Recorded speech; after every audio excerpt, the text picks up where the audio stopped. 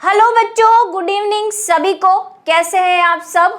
और अब I hope आपके जो कुछ बच्चों के एग्ज़ाम चल रहे हैं, मिड टर्म और फर्स्ट टेस्ट और ऐसे, तो एग्ज़ाम की प्रिपरेशन कर रहे होंगे और अच्छी जा रही होगी। कई बच्चे मुझे भेजते भी हैं कि मैम मुझे मेरे टेस्ट में इतने मार्क्स आए हैं, ये वो। तो बहुत बहुत आपको अच्छा कि मेरा पढ़ाया हुआ आपको समझ आ रहा है। इससे अच्छी बात और क्या हो सकती है। तो चलिए इसी के साथ आज का हमारा जो लेक्चर है वो शुरू करते हैं। Lecture number 11, class 11, chapter number 7। और जो आज हैं हम पढ़ने वाले हैं एक नए एनिमल को, और मुझे कोई इम्पॉर्टेंट न्यूज़ भी देनी है आप सभी को, तो थोड़ा सा वेट कीजिए। फिर हम शुरू करते हैं एक बार चैप्टर को आगाज़ करके, फिर बीच में थोड़ा सा गपशप करते हैं। तो चैप्टर फ्लो आपको पता ही है, देख लीजिए, क्योंकि जो है वही 2-4 दिन का मेहमान है ये। और आज जो हम पढ़ने वाले हैं वो पढ़ने वाले हैं मेंढक, जिसकी बारी आ चुकी है। कई बच्चे जो सोच रहे होंगे मैम आपने केचुआ दिखाया, आपने कॉकरोच दिखाया, अब आप मेंढक भी दिखाओगे। तो मेंढक मैंने एक बार बच्चों को टेलीग्राम पे भेज रखा है ब्यूफो का, लेकिन हम इस पे नहीं दिखाएंगे क्योंकि मेंढक जो है वो इंडेंजर्ड स्पीशीज में आता है, मतलब कि संकटग्रस्त प्रजातियों में आता है। तो उसको अगर मैं करूंगी कुछ तो जेल करवाओगे मुझे लोग आप, इसीलिए उसको नहीं दिखाएंगे हम। मेंढक की बाहरी आकार की पढ़ेंगे, और सबने मेंढक देखा ही है। मैं भी दिखाऊंगी तो बाहर से दिखाऊंगी और कुछ नहीं दिखाऊंगी, तो वो तो सबने देखा ही है। मेंढक की आंतरिक आकारिकी को आज शुरू करेंगे थोड़ा सा, ठीक है। तो फ्रॉग की बात कर लेते हैं। भाई सबने मेंढक देखा है और कहावतें भी सुनी है, कुएं का मेंढक वगैरह वगैरह, जो हम कई बार हो जाते हैं, अपनी बाउंड्री से बाहर नहीं निकल पाते, और उन्हीं बाउंड्री से बाहर निकलकर आपको मेंढक की तरह छलांग लगानी है और अपने सपनों को सच करना है, और उसी के पथ पर आई होप आप जो है निकल पड़े होंगे। तो चलिए एक बार शुरू कर देते हैं। और जैसा कि मैंने कहा थोड़े से बच्चे आ जाएं, क्योंकि कई बच्चे लेट आते हैं, तो मुझे कोई इंपॉर्टेंट न्यूज़ देनी है आप सभी को, और स्पेशली जो हमारे बैच के बच्चे हैं उनके लिए है ये न्यूज़। तो फिर बाकी भी सुन तो सकते ही हैं। तो चलिए शुरू करते हैं फ्रॉग को। फ्रॉग जो कि क्या है भाई, एम्फीबिया का जो है मेंबर है, और इंडियन फ्रॉग की हम यहाँ बात करने वाले हैं, जिसका नाम है राना टिग्रीना। और एक मैंने जो टेलीग्राम पर हमारी क्लास के बच्चों को डाला था वो तो ब्यूफो था, कितना आलसी था वो आपने देखा ही था, ठीक है। चलिए शुरू करते हैं। मेंढक वह प्राणी है जो मीठे जल व धरती दोनों पर निवास करता है तथा कशेरुकी संघ के एम्फीबिया वर्ग से संबंधित है, ठीक है। एम्फीबिया वर्ग को हम पढ़ चुके हैं, और एम्फीबिया को एम्फीबिया ही इसीलिए कहते हैं, और हिंदी में इसे कहते हैं उभयचर। और उभय का मतलब होता है दोनों, और चर का मतलब चरना नहीं, चर का मतलब रहने वाला यहाँ से, ठीक है, जो दोनों जगह रहता है, मतलब धरती और पानी, आसमान मत गिन लेना, तो दोनों जगह रहता है, उसे हम क्या कहते हैं, एम्फीबियन कहते हैं। और मेंढक जो है उसी के अंतर्गत आता है। कुछ चीजें जो हमने एम्फीबिया वर्ग में पढ़ी थी अब उसको मेंढक में देखेंगे, जैसा कि हम पहले भी देखकर आ चुके हैं। अच्छा, एक बच्चे ने मुझे कमेंट लिखा है कि क्या मानव भी आर्थ्रोपोडा में अंतर। बेटा मेरी बेइज्जती ना करे प्लीज, मैंने अभी जस्ट एक चैप्टर पहले एनिमल किंगडम पढ़ाया है, और मेरे आंख में आंसू आ गए आपका कमेंट सुन के, जब आपने ये बोला कि मानव भी आर्थ्रोपोडा में आते हैं। वेरी बैड बेटा, धुल गया मेरा सब कुछ। जब बच्चे मेरी तारीफ करते हैं तो मुझे 2-4 किलो खून जो बढ़ता है वो अचानक से 10-12 किलो कम हो गया जब आपने मुझे ऐसा कमेंट किया। प्लीज़ बेटा मेरे पे मेहरबानी, मैमेलिया में आता है, क्योंकि हम एनिमल किंगडम सिर्फ क्लास 11th में नहीं पढ़ रहे हैं, हम 9th में भी पढ़ कर आए हैं थोड़ा थोड़ा, है ना। और अभी 9th की क्लासेस, बच्चे कहीं मुझे 11th में कमेंट कर रहे हैं कि मैम 9th की क्लासेस कब शुरू होगी, तो शुरू होने वाली है, हो चुकी है आई थिंक, और कई बच्चे जो खुश हो गए होंगे। तो वहाँ पर भी क्लासिफिकेशन ही शुरू हो रहा है एनिमेलिया का, और शॉर्ट में रहेगा वो बहुत, क्योंकि 11th में तो बहुत डिटेल में पढ़ा हमने, ठीक है। चलिए, तो एम्फीबिया का है ये। भारत में पाए जाने वाली मेंढक की सामान्य जाति राना टिग्रीना है। जो आसपास आप देखते हैं वो जाति कौन सी है, राना टिग्रीना है। और भी है, ब्यूफो भी मिलता है, एन्यूरा भी मिलता है, हाइला भी मिलता है, लेकिन अलग अलग जगहों पे मिलता है, लेकिन हम बात कर रहे हैं सामान्य जाति की। और कुछ जातियां हमने जब एम्फीबिया पढ़ा था तो आपको फोटोग्राफ दिखाए थे, है ना, ब्यूफो वगैरह के, है ना, एन्यूरा के, हाइला के, और कुछ स्पेशल चीजें भी बताई थी। तो चलिए आगे देखते हैं क्या कह रहे हैं ये। इनके शरीर का ताप स्थिर नहीं होता, यानी कि ये असमतापी होते हैं। ये बात भी हमने एम्फीबिया के अंतर्गत पढ़ी थी। क्या होता है असमतापी?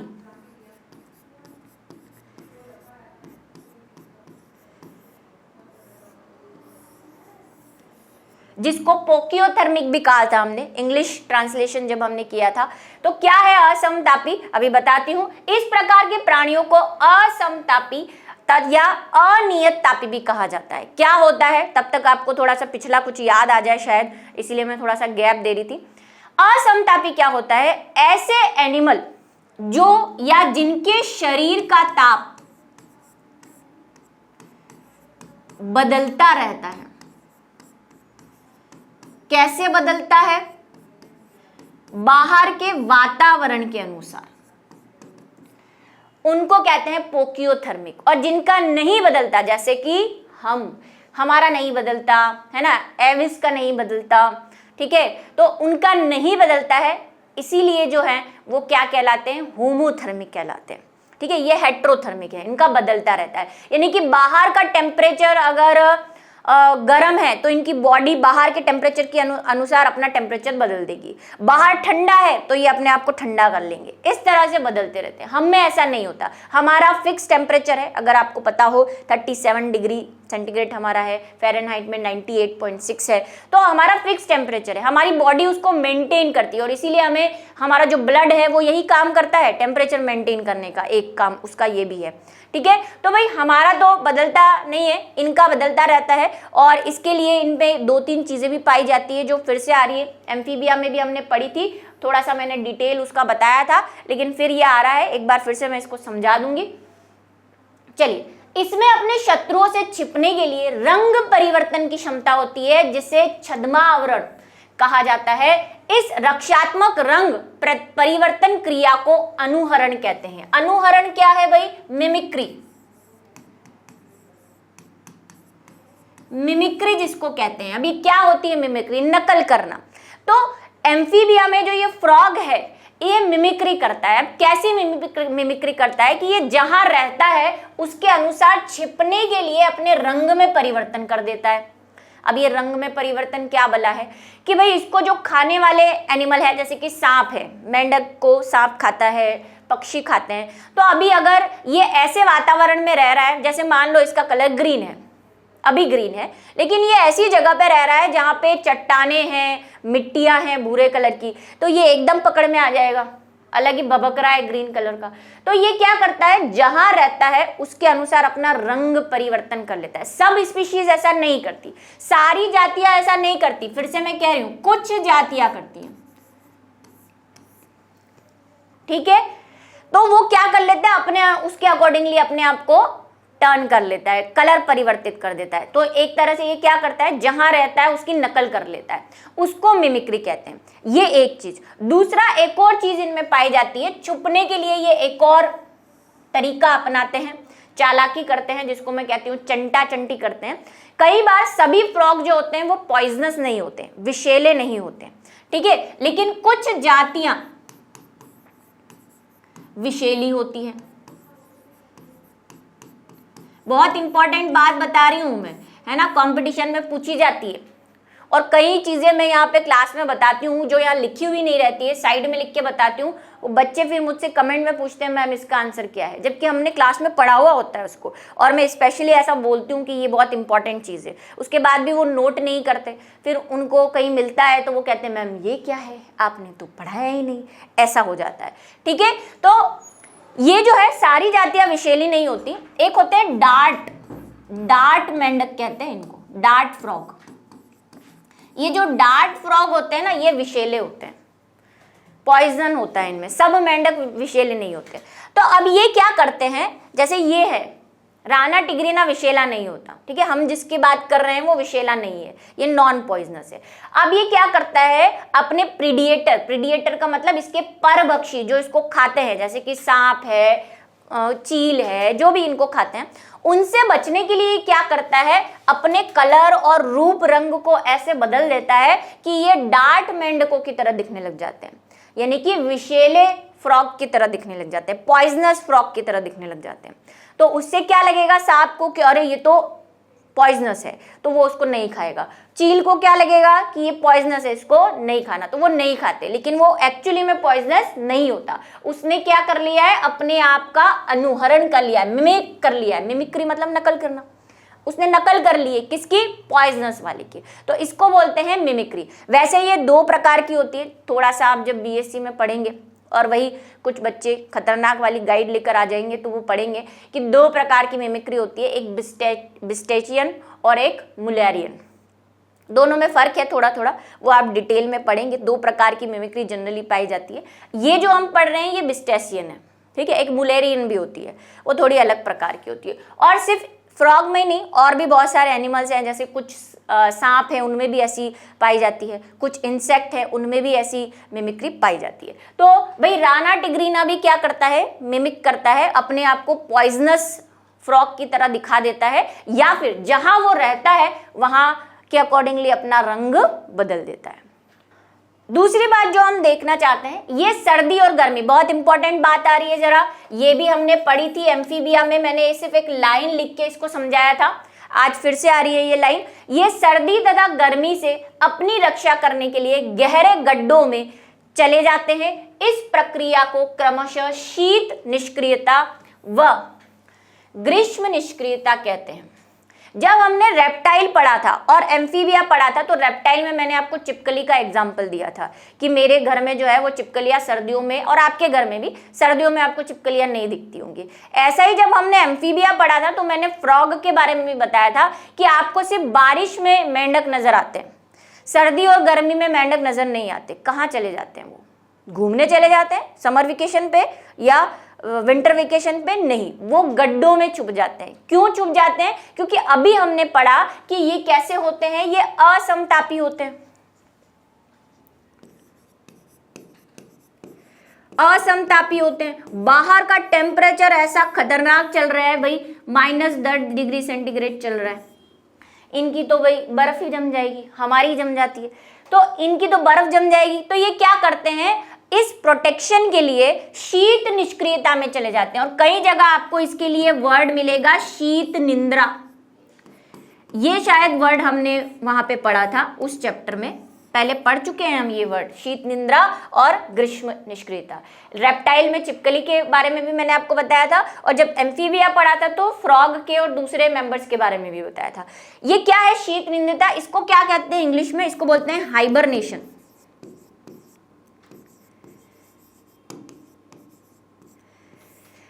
क्या होता है कि सर्दी में ये गड्ढों में सो जाते हैं गहरी निंद्रा के अंदर, ठीक है। निंद्रा इन द सेंस कि इनएक्टिव हो जाते हैं, बाहर नहीं निकलते और अपनी बॉडी एक्टिविटी को निष्क्रिय कर देते हैं, इसलिए इनको निष्क्रियता भी कहते हैं, शीत निष्क्रियता।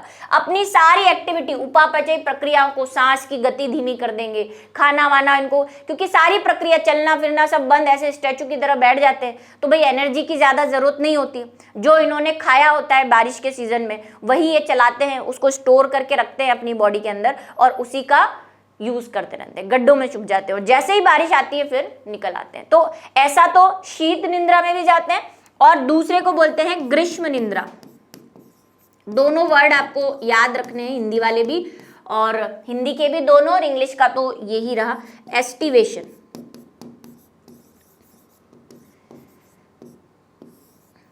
ठीक है, हाइबरनेशन और एस्टिवेशन में चले जाते हैं।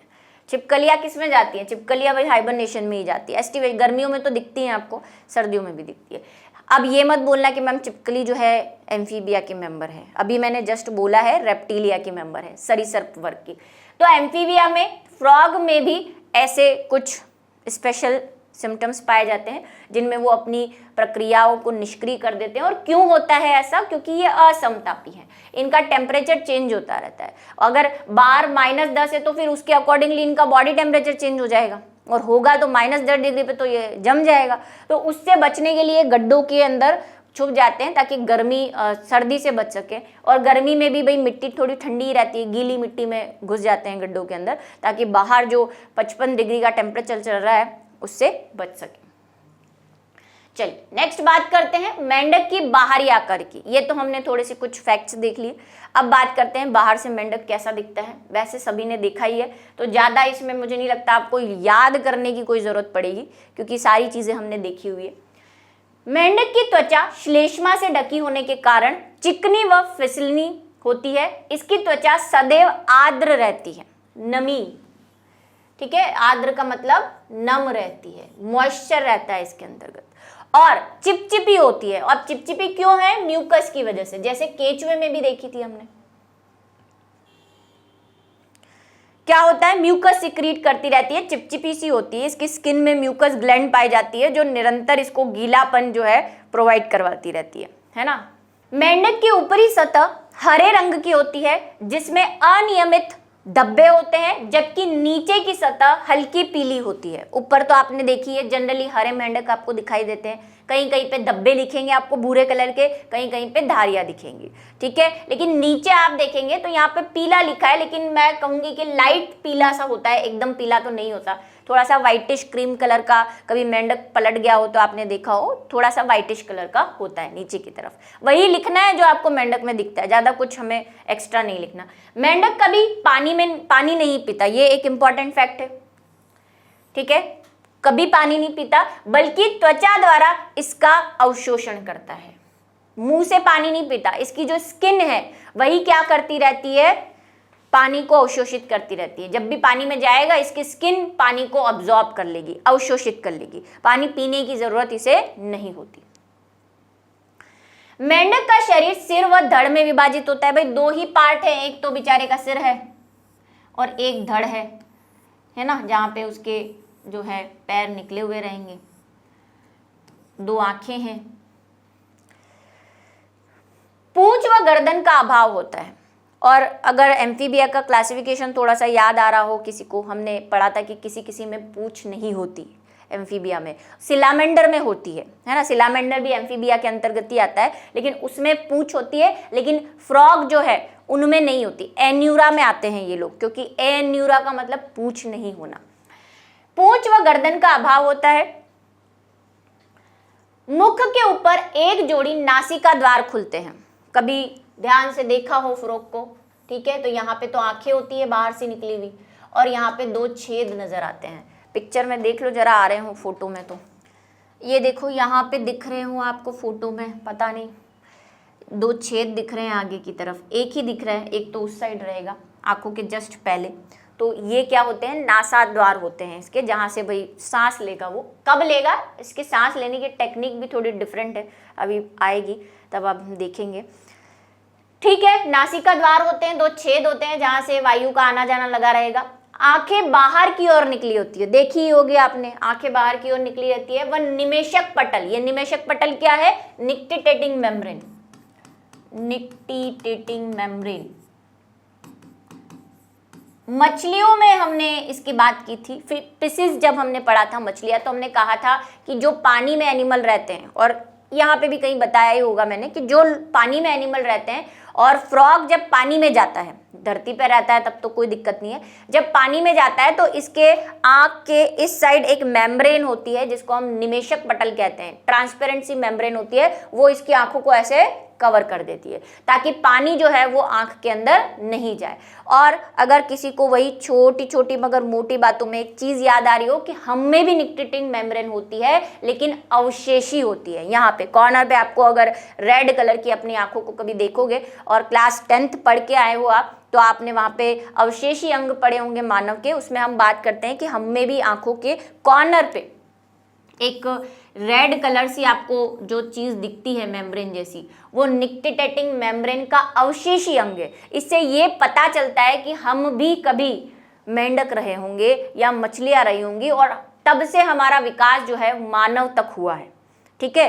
तो ये चीज बताती है हमें।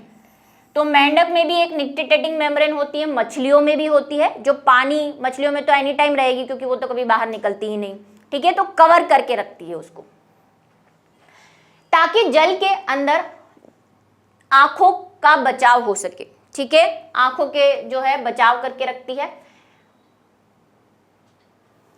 आंखों के दोनों ओर कान, टिम्पेनम या कर्णपटह, कर्णपटह को ही इंग्लिश में टिम्पेनम कहते हैं। देखो कर्ण के जनरली अगर हम मानवों के बारे में देखें तो 3 भाग होते हैं। बाहरी कर्ण जो है आपको दिख रहा है ना, बाहर निकला हुआ पिन्ना जिसको हम कहते हैं, फिर मध्य कर्ण होता है जो थोड़ा सा आपको बाहर से दिखता है, पूरा तो नहीं दिखता, और एक होता है अंतःकर्ण जहाँ पे आपका कान का पर्दा होता है, उस कान के पर्दे को ही हम ईयर ड्रम कहते हैं, और वहीं पे हमारे टिम्पेनम भी होता है। लेकिन फ्रॉग में ऐसा नहीं है, फ्रॉग में ये बाहर वाला कान है ही नहीं जिसको आप कान कहते हो एक्चुअली में, है ना, बाहरी कर्ण नहीं है, सीधा क्या है, अंतःकर्ण है, मध्य कर्ण भी नहीं है, सिर्फ अंतःकर्ण है, और अंतःकर्ण में भी सिर्फ क्या है, टिम्पेनम है, यानी कि वो मेम्ब्रेन है जो इसको सुनने में हेल्प करती है, जिसको आप कान का पर्दा कह सकते हैं इसका, तो भाई इसको सुनने में हेल्प करती है, प्लस बैलेंस भी बनाती है, ठीक है, जो ध्वनि संकेतों को ग्रहण करने का कार्य करती है, ठीक है। और सिर्फ एक छेद दिखेगा आपको और कुछ नहीं है, यहाँ पे पीछे की तरफ टिम्पेनिक मेम्ब्रेन दिखती है, आंख के जस्ट पीछे। हम में भी होता है, हम में भी बैलेंसिंग में कान की काफी हेल्प रहती है संतुलन बनाने में, इसका भी जो कान है वो संतुलन का कार्य करता है। यहाँ पे लिख दूं क्या मैं, संतुलन में भी सहायक है।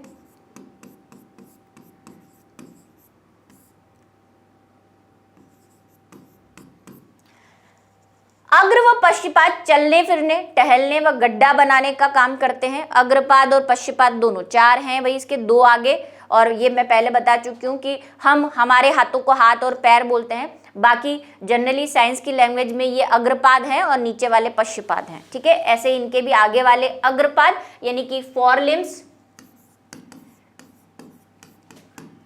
आगे को, और हिंड लिम्स होते हैं जो पीछे वाले होते हैं, पश्च। अग्रपाद में 4 उंगलियां होती है, इसके जो आगे वाले पैर हैं उनमें सिर्फ 4 उंगलियां हैं, ठीक, जबकि पश्चिपाद में 5 होती है। और पश्चिपाद में एक स्पेशल चीज पाई जाती है, अगर मेंढक को गौर से देखेंगे तो यहाँ पे झिल्ली होती है पतली सी, यहाँ पे ऐसे, जो इसको तैरने में हेल्प करती है, क्योंकि इसके पास मछली की तरह पंख तो नहीं है लेकिन तैरना तो है ही, तो इसीलिए इसके पास क्या होते हैं, ऐसे जाल बना होता है एक मेम्ब्रेन का, झिल्ली का, जो तैरने में इसको मदद करता है। और ऐसा कहा जाता है कि पश्चिपाद की एक उंगली नर में जो है वो मैथुनांग का काम भी करती है, यानी कॉपुलेशन में भी हेल्प करती है, ठीक है। तथा पश्चिपाद लंबे व मासल होते हैं, थोड़े से लंबे हैं पीछे वाले पैर। पश्चिपाद की झिल्ली युक्त उंगली जल में तैरने में महत्वपूर्ण भूमिका निभाती है।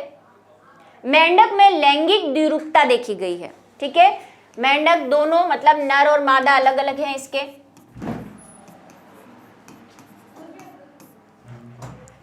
नर मेंढक में आवाज उत्पन्न करने वाले वाक कोश, जो रात को आपको टर टर टर टर टर की आवाज आती है, टर टर टर ऐसी आवाज आती है ना मेंढक की, वो मेंढक का नर मेंढक होता है। मादा मेंढक में वोकल कॉर्ड नहीं होता, ये भी शायद आपको आज पता चला होगा, ठीक है। मादा में जनरली सामान्यतः, किसी एक्सेप्शन के तहत हो जाए तो बात अलग है, लेकिन कुछ स्पीशीज में, लेकिन नर में क्या होता है, वोकल कॉर्ड होता है, वोकल सैक होती है, जिसकी वजह से वो आवाजें निकालता है। क्यों निकालता है आवाजें, आपको जगाने के लिए नहीं, अपनी मादा को रिझाने के लिए, है ना भाई। हम ही नहीं है दुनिया में, मानव ही, जो एक दूसरे को अट्रैक्ट करने के लिए या रिझाने के लिए ऐसे स्टाइल मारते हैं, है ना। जानवरों में भी ये कला पाई जाती है, जैसे कि मैं पहले भी बता चुकी हूँ कि प्रकृति में तो भाई मेल जो है वो ज्यादा खूबसूरत है, और मेल में, नरों में जो है ज्यादा क्वालिटीज दे रखी है भगवान ने, क्योंकि मादा के पास तो भाई बच्चे को जन्म देने की अपूर्व शक्ति है, तो नर को है कि भाई वो कैसे अपनी मादा को रिझाता है ना। मादाएं ज्यादा प्रकृति में आप देखोगे तो ज्यादा सुंदर नहीं होती, जिसका एग्जाम्पल मैं पहले दे चुकी हूँ, जैसे मोर मोरनी, है ना। मोर ज्यादा खूबसूरत है, पंख वाला जो होता है वो मोर है, मोरनी तो क्या ही होती है, ज्यादा खूबसूरत नहीं होती। नाग नागिन, तो नाग ज्यादा खूबसूरत होता है नागिन के कंपैरिजन में। ऐसे ही मेंढक देख लो, यहाँ इसको दिया है आवाज, उसको नहीं दी। ऐसे ही बहुत और भी आप देखेंगे नेचर के अंदर कि मेल ज्यादा, लॉयन, शेर, शेर के देखो मस्त बढ़िया बाल होते हैं, शेरनी तो बेचारी सिंपल होती है। तो नरों को ज्यादा खूबसूरत बनाया है हमारी नेचर ने, ठीक है। हम इंसान ही थोड़ा सा भटके हुए हैं जमाने से। के साथ साथ अग्रपाद की पहली उंगली में मैथुनांग यानी कि कॉपुलेटरी ऑर्गन होता है इसमें। ये अंग मादा मेंढक में नहीं होता। कौन सा अंग, ये वाला। मेथुनांग और वोकल कॉर्ड भी नहीं होती, नर ही होता है, वो मादा को बुलाता है। वो कौन सा गाना है, आजा आजा, है ना, ऐसे। भाई हमारे गाने हैं, उनके गाने नहीं है, तो वो ये आवाजें निकाल लेते हैं। चलो यहाँ पे वो वाला तो देखा ही, इसको भी और देख लो। ये देखो इसकी आईज अलग ही चमक रही है, इसको एलईडी लगा दी है मैंने। और इसके बाद ये माउथ है नीचे की तरफ, ये यहाँ पे आपको दिख रहा है गोला सा, ये है टिम्पेनम, जो कान का आंतरिक भाग है। ये इसका फोरलिम है, इसमें 4 जो है अग्रपाद, 4 उंगलियां हैं, और ये पश्चपाद है जिसमें 5 है। और यहाँ पे झिल्ली दिख ही रही होगी आपको। तो यहाँ पे जो है ये इसकी एंकल, वही पैर के भाग है। श्रैंक, इस वाला पैर के भाग को श्रैंक कहते हैं, पश्चपाद के भाग है ये। और ये थाइज है, जांघें जिसको कहते हैं, है ना। इतना हमें इतना डिटेल में नहीं लिखना, हमें मेन जो चीजें हैं वो लिख देनी है, ठीक है। तो ये हमारा मेंढक हो गया। अब बात कर लेते हैं मेंढक की आंतरिक आकारिकी की। उससे पहले जो मैं कहना चाहती थी कि मुझे एक इम्पॉर्टेंट न्यूज़ देनी है, वो न्यूज़ मैं देने वाली हूँ। तो फिर भी कहीं भटक रहे हो, किसी लाइव क्लास में जाकर चैटिंग कर रहे हो, तो कृपया इधर आ जाइए, कोई इम्पॉर्टेंट न्यूज़ मैं आपको देने वाली हूँ।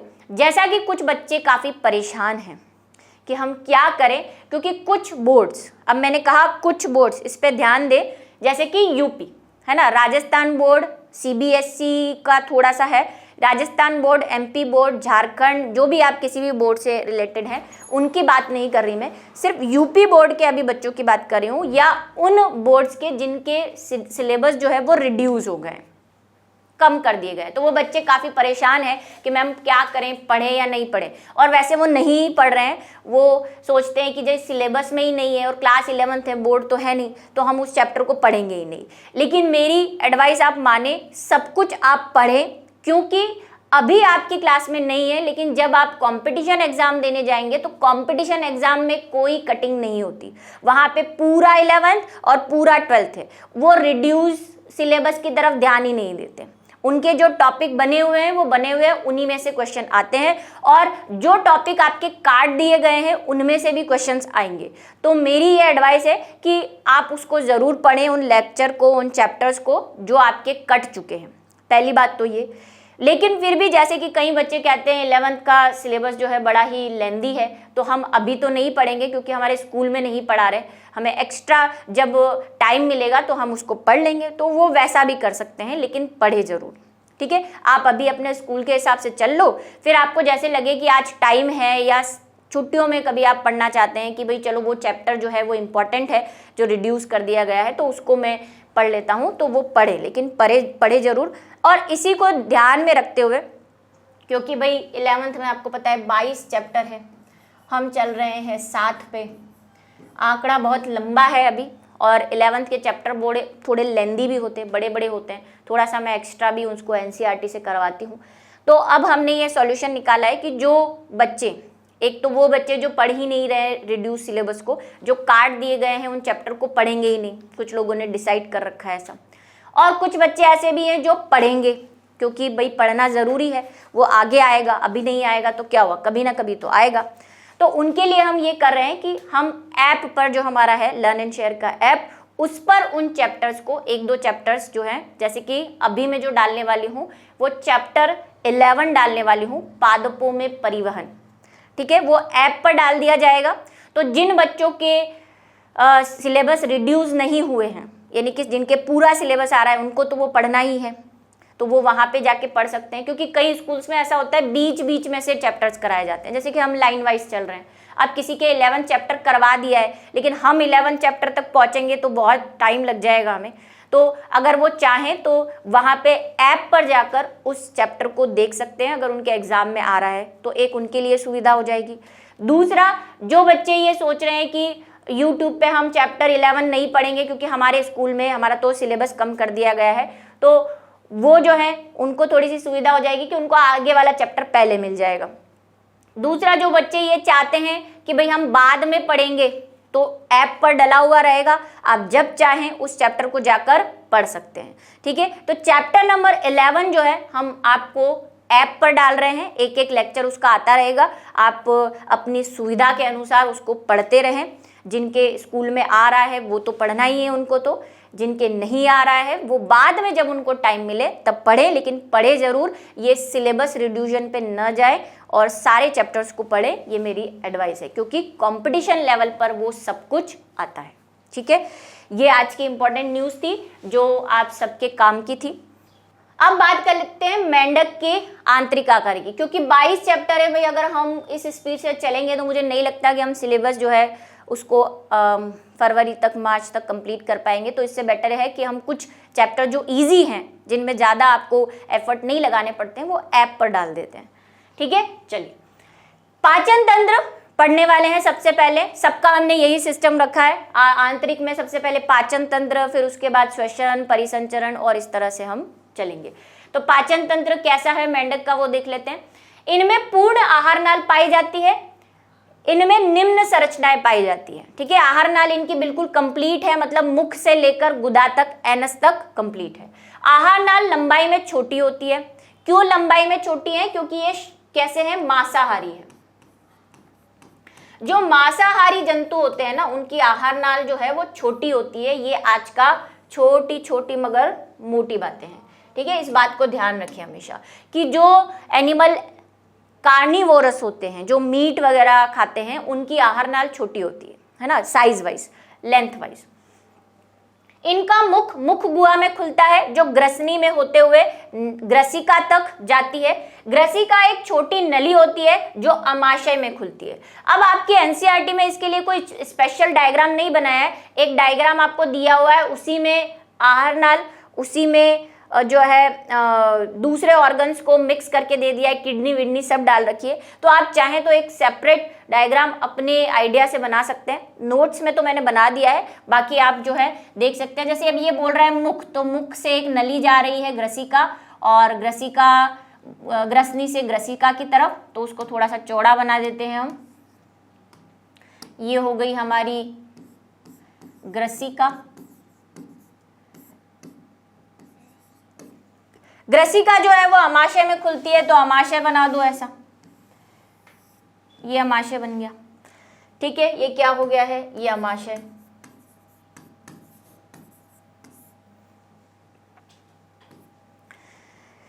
अमाशय आगे चलकर आंत्र, मलाशय और अंत में अवस्कर द्वारा बाहर खुलता है। अमाशय के बाहर देखो एक आंत्र आ जाएगी, ऐसी लंबी चौड़ी ऐसी, तो मैं बना देती हूँ यहाँ पे अपने हिसाब से। ये ऐसी घुमावदार आपको आंत बनानी है, और फिर आपको क्या करना है, मलाशय में खोल देना है। ये हो गया आपका मलाशय, और ये हो गया आपका अवस्कर। इस तरह से आप थोड़ा सा रफली बना सकते हैं। अब इसमें यहाँ पे 2 ग्लैंड भी है। इसकी यकृत ग्लैंड जो है वो 3 पाली की होती है, ऐसी बटरफ्लाई की तरह फैली हुई आपको दिखेगी। और जो पित्ताशय है, पित्ताशय जो है, पित्ताशय और अग्नाशय ग्रंथि, वो ऐसी पत्ती जैसी दिखेगी आपको, ऐसी। ये है क्या हो जाएगा, अग्नाशय ग्लैंड हो जाएगी। और यहाँ पे एक पित्ताशय बना हुआ है, तो मैं थोड़ा सा ऊपर ले जाके इसको ऐसा घुमावदार बना सकती हूँ। ठीक है, जगह की भारी कमी के अनुसार। तो आप ऐसा कुछ बना सकते हैं। आपके एनसीईआरटी में डायग्राम है, लेकिन वो मिक्सचर है, आप उसको अलग करके कुछ ऐसा बना सकते हैं। ये बिल्कुल सही डायग्राम है। ठीक है, नोट्स में तो मैंने बना ही दिया है। अमाशय आगे चलकर आंत्र, मलाशय और अंत में अवस्कर में खुलता है। देखो ये अवस्कर क्या है, जिसको हम इंग्लिश में क्लोएका कहते हैं। जनरली हमारा जो आहार नाल है, जो हायर कैटेगरी के एनिमल्स हैं, उनमें आहार नाल गुदा में खुलती है, एनस में खुलती है। लेकिन ये जो फ्रॉग है या एम्फीबिया के कुछ प्राणी हैं, इनमें क्या होता है, मलाशय तो होता है, हम में भी है मलाशय, लेकिन मलाशय के बाद में भी एक चैम्बर होता है, एक कोष्ठ होता है, जहां पे 3 चीजें आकर खुलती है। पहली तो आहार नाल, जो कि खुल ही रही है। दूसरा इनकी मूत्र वाहिनी, यानी कि यूरिन भी यहीं पे आके खुलता है। तो यहां से एक जो है नली होगी, वो कहाँ जाएगी, मूत्र लेकर आएगी, यूरिन लेकर आएगी, कहाँ से, किडनी से। तीसरा, मेल में अगर हम बात करें, नर में, तो नर में इनकी जो शुक्र वाहिनी की होती है, यानी कि जो शुक्राणु होते हैं, वो भी यहीं पर आकर एक नली के द्वारा खुलते हैं। तो 3 चीजें खुलती है इसमें, मूत्रवाहिनी, यूरिनरी ट्यूब्यूल, फिर आपकी जेनाइटल ट्यूब जिसमें से शुक्राणु आएंगे, प्लस जो अपाचित भोजन है जो मलाशय से आ रहा है वो, तो तीनों चीजें एक में खुलती है, तो अब हम उसे मलाशय नहीं कह सकते। मलाशय के नीचे थोड़ी सी एक और एक्स्ट्रा संरचना है जिसको हम क्या कहते हैं, अवस्कर। कई जगह आपको इसको अवस्कर द्वार भी लिखा हुआ है, मतलब कि वो जहां खुलता है वो अवस्कर द्वार हो जाएगा। तो ये स्पेशल चीज है, इसको थोड़ा सा ध्यान में रखें कि अवस्कर क्या होता है। कई जगह पे कोई एग्जामिनर आपसे पूछ लेता है कि भाई अवस्कर और एनस में क्या फर्क है, या मलाशय यानी कि रेक्टम और क्लोएका में क्या फर्क है। इनका मुंह मुख गुहिका द्वारा ग्रसनी में खुला है जो ग्रसिका तक जाती है। मुख आया, फिर मुख गुहिका, फिर ग्रसनी, फिर ग्रसिका और फिर अमाशय। यकृत पित्त रस स्त्रावित करता है जो पित्ताशय में। देखो यहां से हमारा वाला पाचन तंत्र शुरू हो गया है इनका। हम आप लोगों ने मानव पाचन तंत्र पढ़ा है, ऑब्वियसली पढ़ा है, और वहां पे जो चीजें हैं वही यहाँ पे कॉपी एंड पेस्ट है, थोड़े थोड़े एक दो फर्क के साथ। तो याद करने में मुझे नहीं लगता कि कोई दिक्कत होगी। हमारे पास भी यकृत है जो पित्त रस स्त्रावित करता है, ये भी करता है, और पित्ताशय में एकत्रित होता है, यानी कि गोल ब्लैडर में इकट्ठा होता है ना पित्ताशय, जिसको बाइल डक्ट के द्वारा ये जो है नीचे की तरफ आता है। अग्नाशय जो एक पाचक ग्रंथि है, हमारे भी है पेनक्रियास, इनके भी है। अग्नाशय मतलब पेनक्रियास, ठीक है, इनके पास भी अभी मैंने जो पत्ती जैसी संरचना बनाई थी, जो अग्नाशयी रस स्त्रावित करती है, जिसमें पाचक एंजाइम होते हैं, खाना डाइजेस्ट करने के लिए पाचक एंजाइम होते हैं। मेंढक अपनी द्विपालित जीभ से भोजन का शिकार करता है। मेंढक की जीभ देखी है किसी ने? ऐसी होती है द्विपालित, दो पालियां होती है ना, सांप जैसी। सांप की भी द्विपालित होती है और चिपचिपी भी होती है। मेंढक को कभी आपने देखा है या नहीं देखा है मच्छर पकड़ते, मक्खी पकड़ते, लेकिन आपने ऐड जरूर देखा है ऑल आउट वाला, जहाँ पे वो ऑल आउट को मेंढक बना देते हैं और वहाँ पे उसकी ज़ुबान निकलती है ऐसे और मच्छर को चिपका के अंदर ले लेती है। ये भी वैसा ही काम करता है, अपनी ज़ुबान को बाहर निकालता है। इसकी ज़ुबान इतनी चिपचिपी होती है कि मच्छर मक्खी इस पर चिपक जाते हैं, कीड़े वगैरह, फिर ये अंदर ले लेता है, काम हो गया इसका, ठीक है। इसके भोजन का पाचन अमाशय की दीवारों द्वारा स्त्रावित हाइड्रोक्लोरिक अम्ल यानी कि HCl जो हम में भी होता है, ठीक है, तथा पाचक रसों द्वारा होता है। अर्धपाचित भोजन काइम कहलाता है। हमारे वाले को भी जो अमाशय में भोजन आता है उसको काइम कहते हैं, इसमें भी काइम ही कह रहे हैं। जो अमाशय से ग्रहणी, ग्रहणी क्या है?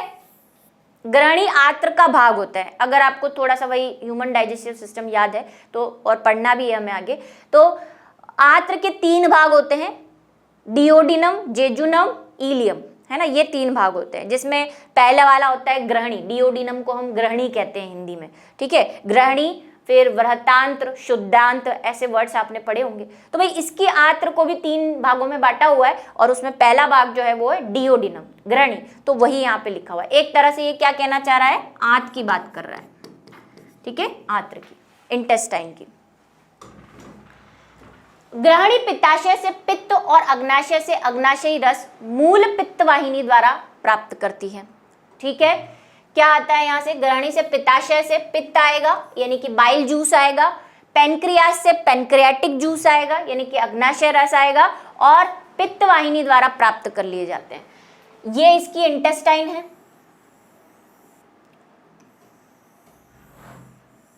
यहां पे आपकी, अब देखो मैं इस साइड बना रही हूं, ये आपका क्या हो गया? पित्ताशय यानी अग्नाशय, अग्नाशय पेनक्रियाज हो गया, और यहीं पे हमारा लिवर है, और लिवर से पित्त रस आता है जो कि एक पित्ताशय में इकट्ठा होता है। ये पित्ताशय की नली भी यहीं आकर खुलती है, ठीक है। तो अग्नाशय से अग्नाशयी रस आएगा और पित्ताशय से पित्त रस आएगा। पित्तरस बनाता कौन है? पित्तरस लिवर बनाता है, यकृत जो कि ऊपर है, वहां से इसके अंदर आके संग्रहित हो जाता है। फिर जब खाना यहाँ पे आता है तो ये दोनों जूस इस पे सिक्रीट हो जाते हैं, स्त्रावित हो जाते हैं। कौन कौन से? अग्नाशय वाला भी यानी कि पेनक्रियाटिक भी, और पित्ताशय वाला भी। ये आपका पित्ताशय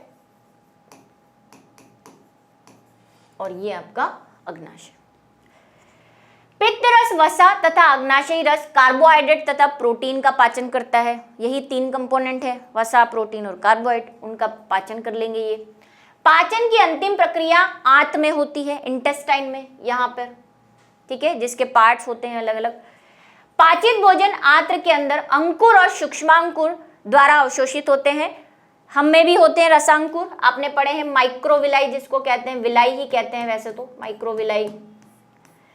आंत के अंदर उंगली नुमा प्रवर्ध पाए जाते हैं जो अवशोषण की सतह को बढ़ाते हैं। वैसे ही विलाई इनके पास भी है, सूक्ष्मांकुर जिसको कहते हैं माइक्रोविलाई या विलाई, द्वारा अवशोषित होता है। अपाचित भोजन अवस्कर, खाना कहाँ जा रहा है, अपाचित, जो काम का है वो तो सब अवशोषित हो गया, बचा कुचा वेस्ट मटेरियल कहाँ आ जाएगा, क्लोएका के अंदर आ जाएगा, अवस्कर के द्वार से जो है निष्कासित कर दिया जाएगा।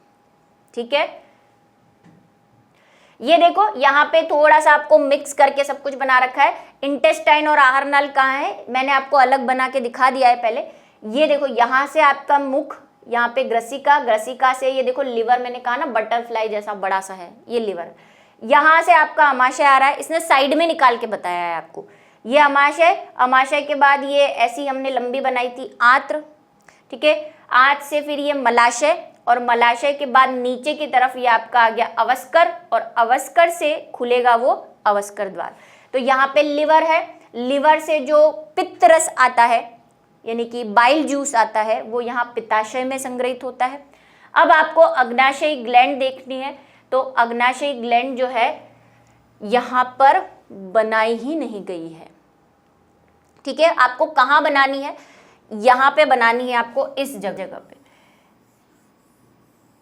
ऐसे पत्ती की तरह बना दो, और यहीं से आप चाहो तो ये जैसे मैंने बनाया पित्ताशय भी बना सकते हो। ठीक है, जैसा मैंने वहाँ पे डायग्राम बनाया था वैसा आप बना सकते हैं, वो गलत नहीं है, बस शेप का आप ध्यान रखें।